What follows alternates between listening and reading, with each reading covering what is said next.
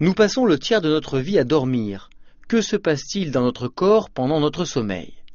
Lorsqu'on s'endort, nous entrons dans la phase de sommeil léger. La plupart de nos muscles se détendent, la respiration est bien sûr maintenue grâce aux muscles du diaphragme, en rose. Il fait fonctionner les poumons, en marron. Le cœur bat toujours régulièrement, mais plus doucement que lorsque nous sommes réveillés. Les vaisseaux superficiels se dilatent et la température du corps diminue. Elle passe de 37,5 à 36,5. Nous passons ensuite à la phase du sommeil profond. L'hypothalamus ordonne à la thyroïde de produire des hormones de croissance. La croissance des enfants se fait donc la nuit, et chez les adultes, ces hormones servent à réparer les cellules abîmées. Le cerveau ordonne aussi aux intestins de produire la gréline et la leptine, les billes jaunes et vertes que vous voyez. Ce sont les substances qui régulent notre appétit.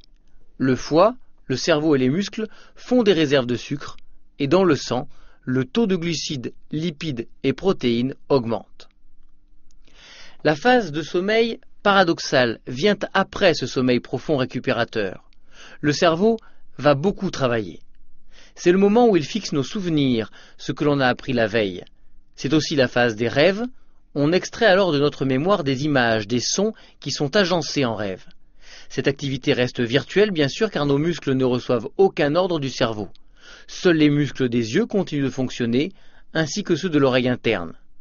Vous voyez ici le tympan, les osselets et la cochlée en pleine activité. Un cycle de sommeil s'achève avec la fin du sommeil paradoxal. Le cerveau reprend le contrôle des membres. On bouge souvent au début de cette phase. On se retourne dans notre lit. Il s'agit en fait de micro-éveils dont on ne se souviendra pas. Et nous repartons dans un nouveau cycle de sommeil. Chaque nuit, 3 à 5 cycles de 90 minutes se succèdent.